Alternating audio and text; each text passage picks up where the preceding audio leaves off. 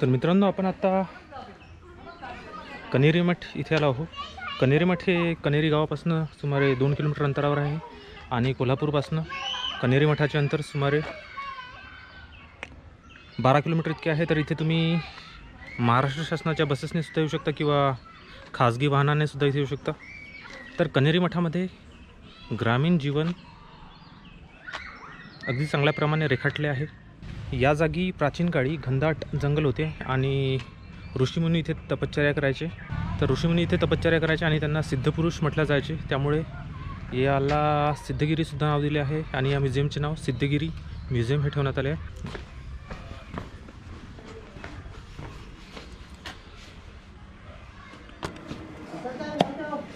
एक तिकीट हां. तर इथे तिकीट दर 13 वर्षापासून पुढे 150 रुपये आहे आणि बालकांसाठी म्हणजे 5 ते 12 वर्षापर्यंत 70 रुपये इतका आहे. तर मित्रांनो, इथे आपण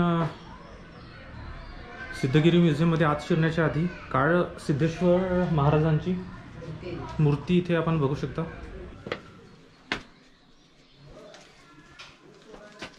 तर मित्रांनो, इथे आतमध्ये शिरल्याबरोबर एक गुहेसारखी प्रतिकृती आपण बघू शकतो आणि इथे विशेष सूचना देण्यात आली आहे. कठड्याच्या आतमध्ये जाऊ नये व मूर्त्यांना हात लावू नये अथवा तुम्हाला 1000 रुपये दंड देण्यात यावा लागेल.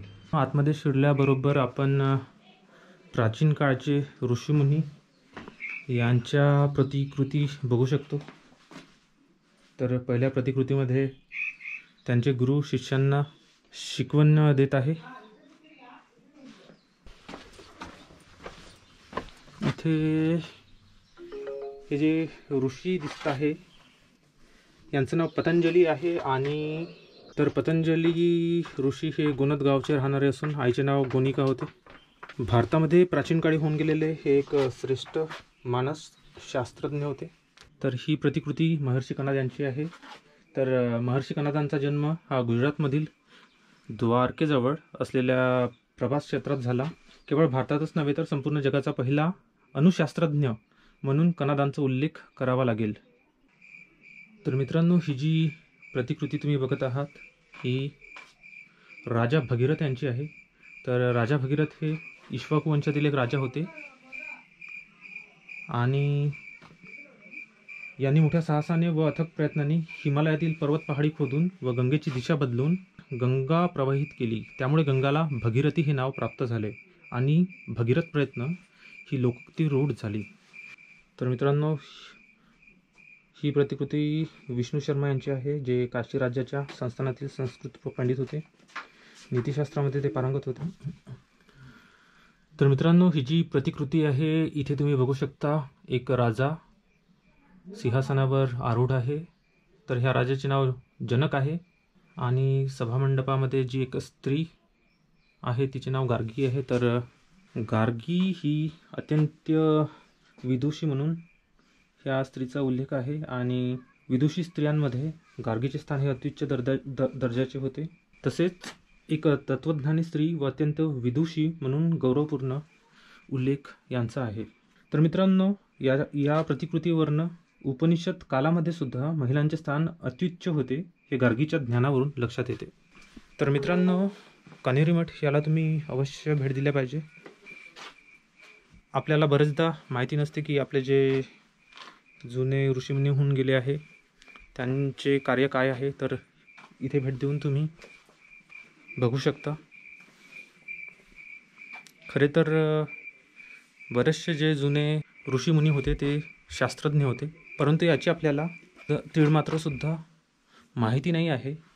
आणि ह्या चित्रामध्ये तुम्ही बघत आहात की एक मुलगा सिंहाचे तोंड फाडत आहे आणि ह्या त्यांच्या माता आहेत. तर हे चित्र भरत शकुंतलेचे आहे. भरत हा पौरवंशातील एक राजा होता. हा दुष्यंत आणि शकुंतला यांचा पुत्र होता. या चित्रामध्ये भारत मुनींना तुम्ही बघू शकता. तर इथे तुम्ही भारत मुनी हे भारतीय नाट्यशास्त्रामध्ये त्यांचे कर्तृत्व होते.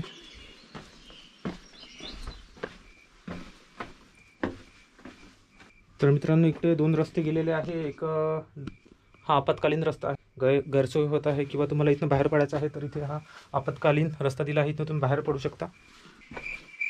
इथे तुम्ही बघू शकता इथे साऊंड सिस्टीम लावली आहे आणि कॅमेरासुद्धा लावले आहे. कुठल्याही मूर्तीला तुम्ही मला इथे स्पर्श करायचा नाही आहे अथवा तुम्हाला 1000 रुपयापर्यंत दंड द्यावा लागेल.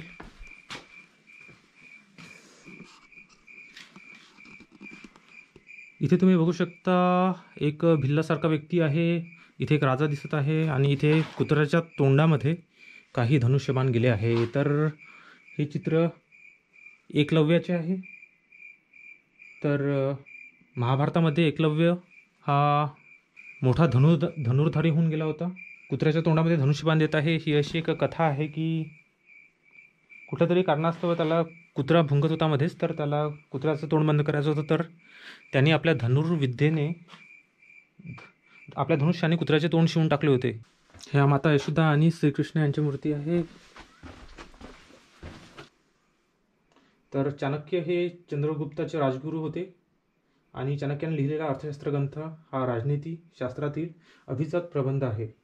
तर अख्ख्या जगामध्ये चाणक्य नीती सगळ्यांना ठाऊक आहे.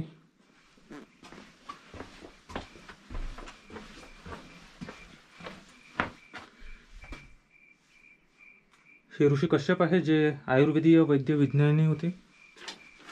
इथे तुम्ही बघू शकता त्या काळामध्ये ही एका बाळाला ते उपचार करत आहे त्यांच्या पौराणिक पद्धतीने. तर मित्रांनो त्या काळात सुद्धा सर्जरी आणि चांगल्या प्रकारचे उपचार केले जायचे, जे आजसुद्धा विज्ञान प्रगत होऊन सुद्धा बऱ्याचशा डॉक्टरांना जमत नाही ते त्या काळी केले जायचे. या प्रतिकृतीमध्ये आपण आचार्य चरक यांना बघू शकता. त्यांचे शिष्य काहीतरी वनातील औषधी बनवत आहे असल्याचे आपण बघू शकता. तर चरक हे प्रसिद्ध वैद्यकीय चिकित्सक आणि शास्त्रज्ञ होते. काया चिकित्सा जनक म्हणून ते प्रसिद्ध होते.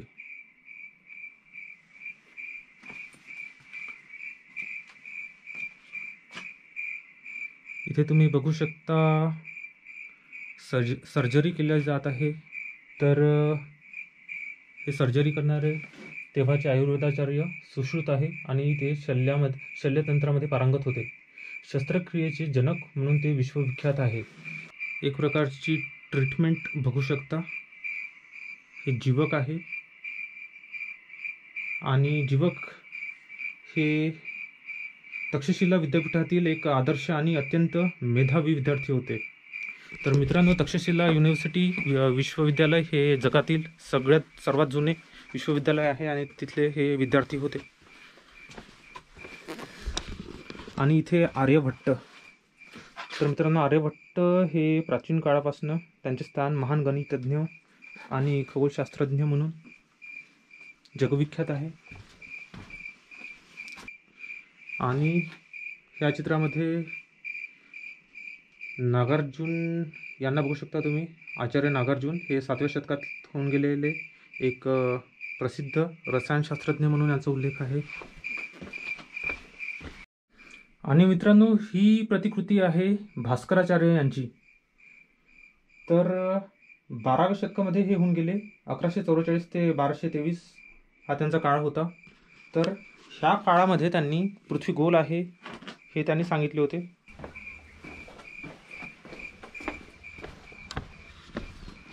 तर मित्रांनो आता आपण ऋषीमुनीच्या गुहेमधनं बाहेर पडलो आहो आणि तर मित्रांनो ह्या प्रतिकृतीमध्ये आपल्याला ही माणसं दगड फोडताना दिसत आहे. तर ह्या लोकांना पाथरवट दगड फोडणारे पाथरवट म्हणण्यात यायचे. तर मित्रांनो आधीच्या काळात 12 बालुतेदार अशी व्यवस्था होती. आजसुद्धा काही खेडेगावामध्ये आपणास ही बघायला मिळते, ज्यामध्ये एका विशिष्ट दर्जाच्या लोकांकडे विशिष्ट कामे देण्यात यायची. तर ह्या लोकांचे काम हे दगड फोडणे हे आहे. इथनं थोडं पुढे गेल्यावर तुम्ही शेतामध्ये नांगरणी करताना शेतकरी बघू शकता. ह्या भागामध्ये गोराखी गुराढोरांना चरण्यासाठी वनात घेऊन आलेला आहे आणि इकडे लहान मुले हे विटी दांडूचा खेळ खेळत आहे. तर मित्रांनो, आजच्या जगामध्ये विटी दांडूचा खेळ हा जवळपास लुप्त होत चाललेला आहे. मित्रांनो, ह्या प्रतिकृतीमध्ये शेतकरी धान्याला वारा देऊन मळणी करत आहे आणि दुसऱ्या चित्रामध्ये बैलांच्या सहाय्याने धान्याची मळणी करण्यात येत आहे. तर हे दोन्ही धान्याची मळणी करण्याचे प्राचीन साधन होते.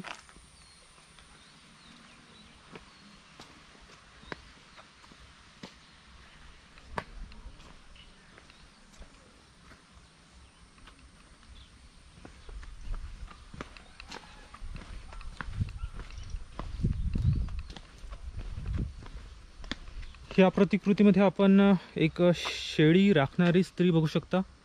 शेळ्यांची राखण करण्यासाठी एक कुत्रासुद्धा आहे. प्राचीन काळामध्ये शेळ्यांना जंगलात किंवा दूरवर नेण्यात यायचे आणि तेव्हा लांडग्यांची, कोल्ह्यांची भीती असायची, त्यामुळे एक कुत्रासुद्धा सोबत असायचा. यामध्ये आपण बघू शकता शेळी राखणारी स्त्री ही बकऱ्यांसाठी झाडाचा पाला तोडत आहे.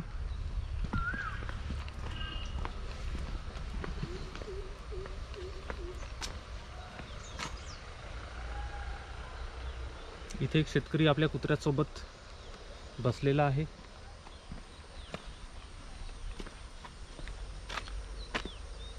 त्या शेतकऱ्याच्या हाती विडा आहे जो मळणीसाठी उपयोगी येतो. तर मित्रांनो, माझा जन्म आणि बालपण हे खेड्यामध्येच गेले आहे, त्यामुळे यामध्ये मला इतकं काही नवीन वाटत नाही आहे. परंतु जे काही आजकालची शहरामध्ये राहणारी मुले किंवा आजकाल खेड्यामध्ये पण ह्या सगळ्या गोष्टी लुप्त होत चाललेल्या आहे. तर तुम्ही अवश्य या ठिकाणी भेट देऊन नेमके ग्रामजीवन कसे असते हे तुम्ही बघू शकता.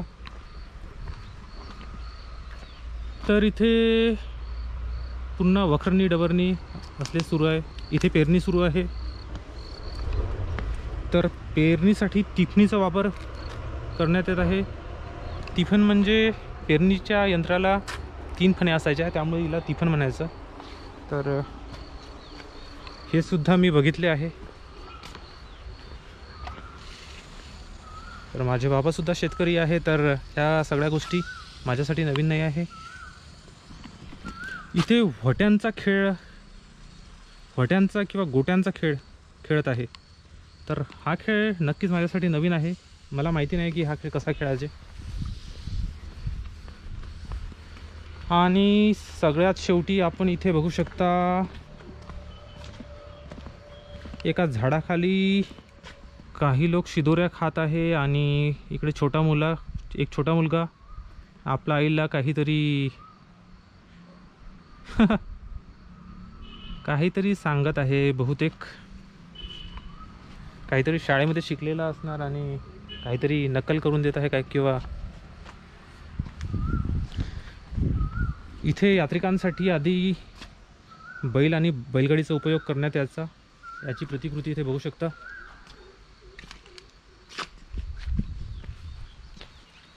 तर मित्रांनो, इथे तुम्ही ग्रामजीवन अगदी जवळून बघू शकता. तर छोट्या मुलांसोबत तुम्ही इथे भेट देऊ शकता. ह्या खेळामध्ये मदारीचा खेळ आपण बघू शकतो, ज्यामुळे एक मदारी आहे त्याकडे 2 माकडे आहेत. तर आजच्या काळामध्ये मदारीचा खेळ आणि इतर प्राण्यांच्या खेळावर सरकारने बंदी आणली आहे, त्यामुळे असले खेळ आपण भविष्यात सुद्धा कधी बघू शकणार नाही. हे लमानांचे घर आहे, लभान. तर त्यांचे घर कसे असायचे, त्यांचा पोशाख कसा असायचा आणि त्यांच्याकडे काय काय राहायचे, जसं शेळ्या, कुत्र्या, बकरे,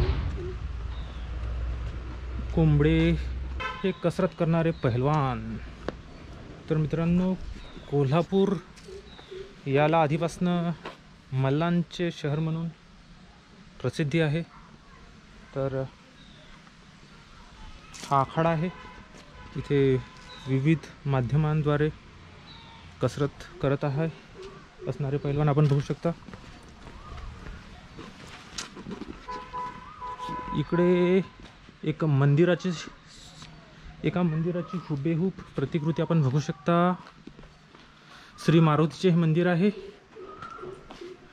हनुमान मंदिरातील प्रवचन. तर मंदिरामध्ये प्रवचन सुरू आहे आणि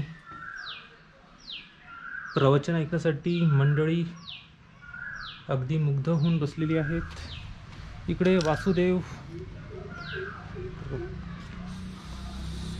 वासुदेवाची प्रतिकृती आपण बघू शकता. वासुदेवाला सोमवार कट्टा. सगळे लोक गप्पा गोष्टी करत बसले आहे. कोणी झोपला आहे, कोणी खेळत आहे, कोणाच्या गोष्टी सुरू आहे. आणि आजकाल कोणाकडेच वेळ नसतो. सगळे आपले मोबाईलमध्ये व्यस्त असतात. कुठे बसला जरी गेले तरी मोबाईलमधनं त्यांचा डोळा बाहेर पडत नाही. तर हा फरक तुम्ही बघू शकता. त्याकाळी मोबाईल, टी व्ही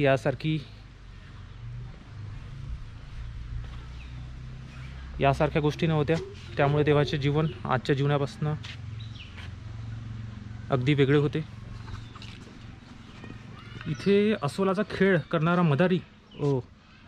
तर मित्रांनो, हे तर मी पहिल्यांदाच बघितलं आहे की अस्वलाचा सुद्धा खेळ व्हायचा. कारण अस्वल हा अतिशय आक्रमक असा प्राणी आहे. अस्वलाला वाघापेक्षा आक्रमक मानलं जातं आणि त्याचा खेळ करणं म्हणजे हा एक जीवावर बेतणारा खेळ आहे जो आधी व्हायचा. तर इथनं आपण एका गावासारख्या ठिकाणी येऊन पोचलो आहो. मला तर असं वाटत आहे कुठंतरी एका प्राचीन गावात आल्यासारखं अगदी वाटत आहे. इथे गाव चावडी.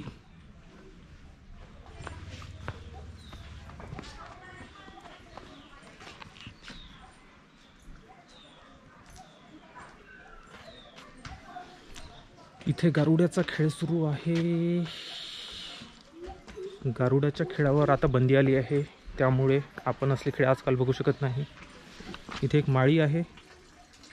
फुलांचे हार आणि फुलांपासून विविध प्रकारच्या वस्तू बनवत आहे. इथे सुतार आहे. सुताराचे काम आधी फर्निचर बनवण्याचे होते. तर सुतार काम करताना ह्या लोकांना आपण इथे बघू शकतो. तर मित्रांनो, सुताराच्या बाजूला लोहाराचे घर आहे. बघा लोहाराची भट्टी कशी तापत आहे. आणि लोहाराच्या घरापुढे आहे कुंभाराचे घर, जो मातीची भांडी बनवण्यात व्यस्त झालेला आहे. त्याच्या बाजूला हा आहे पाथरवट, जो दगडे फोडून दगडांना आकार देऊन विविध वस्तू बनवायचा. तर इथे जाते वगैरे बनवत तुम्ही बघू शकता. जाते, उखळ, पाटा, वरवंटा असल्या वस्तू आधी बनवण्यात यायच्या. आजकाल सगळ्यांकडे मिक्सर आले आहे. इथे हा मच्छीमार माणूस आहे. बिचारा मासोळी पकडण्यासाठी जाळ्याची व्यवस्था करत आहे. नाही, इथे पुढे गेल्यावर इथे आहे मातंग, दोरखंड बनवणारा मांतग. तर हा मित्रांनो मांतग आहे. याचे काम दोरखंड बनवण्याचे असायचे. इथे छत्री दुरुस्ती करणारा. इकडे गोट्याचा खेळ सुरू आहे. लहानपणी भरपूर गोट्या खेळलो आहे मी. इकडे तांबट आहे. तर हा तांब्याच्या भांड्यांची कामे करण्यात याचे काम असायचे.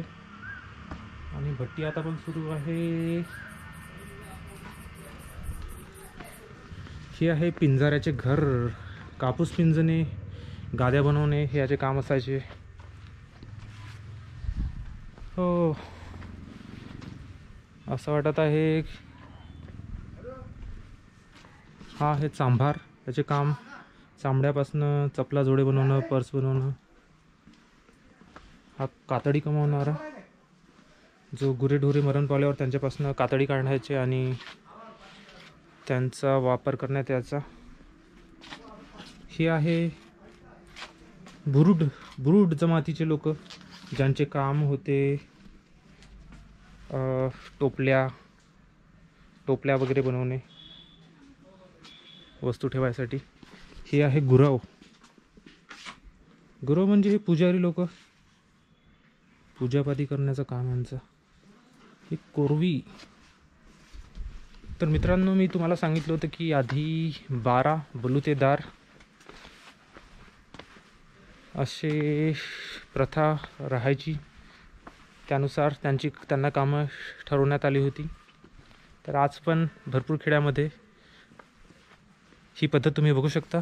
तर इथे गोंधळी आहे, जो गोंधळ घालत आहे. गोंधळाचा चौक आहे हा. इथे धनगराचे घर आहे. धनगर. तर धनगराचे घर आपण बघू शकतो इथे. हे इथे तालीम सुरू आहे. तालीम कुस्ती. मल्ल एकमेकांना आपटत आहे मातीमध्ये लाल. तर मित्रांनो, तालीम करताना इथल्या पहलवानांना अजिबात त्रास होणार नाही याची काळजी घ्या. नाहीतर तुम्हाला ते इथल्या लाल मातीमध्ये आपटून धरणार आणि त्यासाठी मी जबाबदार राहणार नाही. तर इकडे थोडी काळजी घ्या तुम्ही.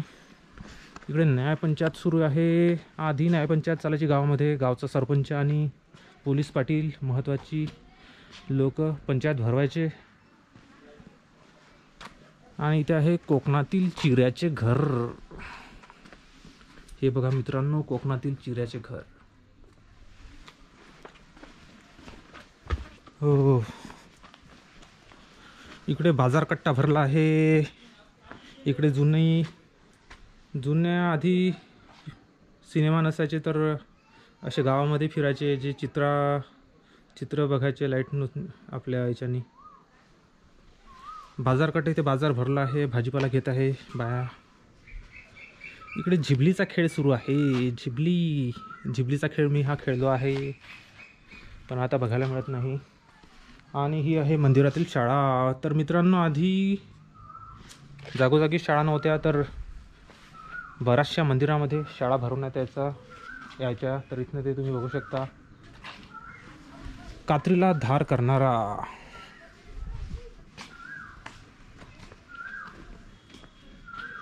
इथे आहे न्हावी. हजामत करत आहे. दाढी मिशा कटिंग.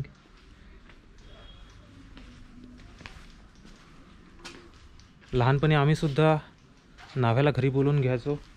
आपली पेटी घेऊन यायचा तो आणि आमची हजामत करून द्यायचा. आणि इथे आहे शेवया करणाऱ्या स्त्रिया. इथे आहे इस्त्री करणारा माणूस. तर मित्रांनो, आता आपण असं वाटत आहे पूर्ण गाव फिरल्यासारखं होत आहे. आता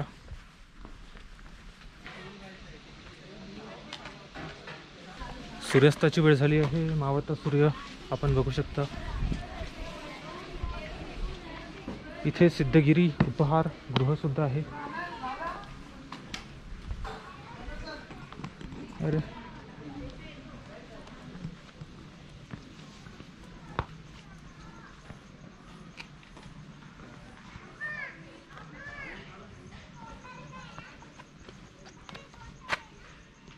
इकडे रथयात्रा आपण बघू शकता.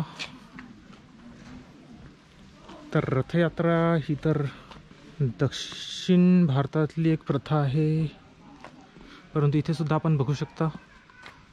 आणि भल्या मोठ्या दोरखंडाच्या सहाय्याने शेकडो लोक ह्या बलाढ्य रथा सोडत आहे. तर मित्रांनो, आधी सुटकेस नसायच्या तेव्हा ह्या असल्या संदुकांचा उपयोग करण्यात यायचा.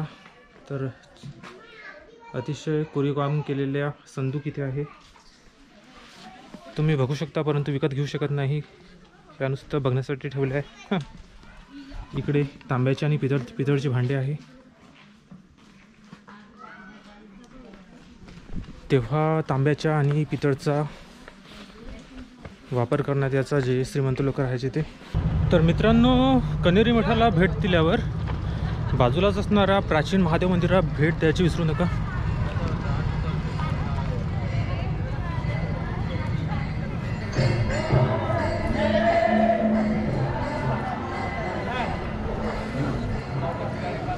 तर मित्रांनो, आपण आता प्राचीन शिवकालीन महादेवाच्या मंदिरांना भेट देणार आहोत.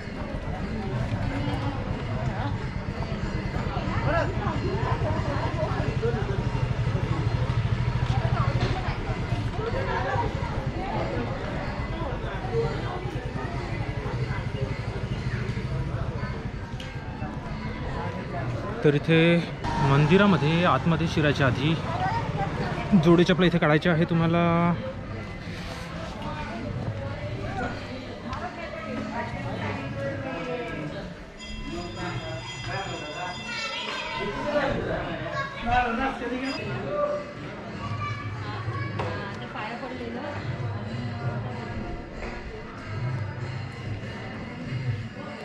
तर मित्रांनो, श्री महादेवाच्या मंदिराला अवश्य भेट द्या. या मंदिराला छत्रपती शिवाजी महाराज आणि संभाजी राजांनी सुद्धा भेट दिली होती.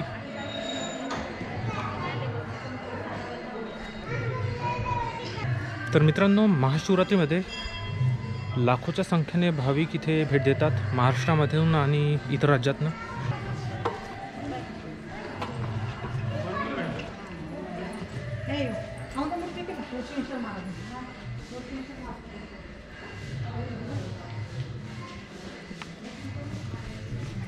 मंदिराच्या बाजूला श्री काळसिद्धेश्वर महाराजांचे सुद्धा मंदिर बांधण्यात आले आहे.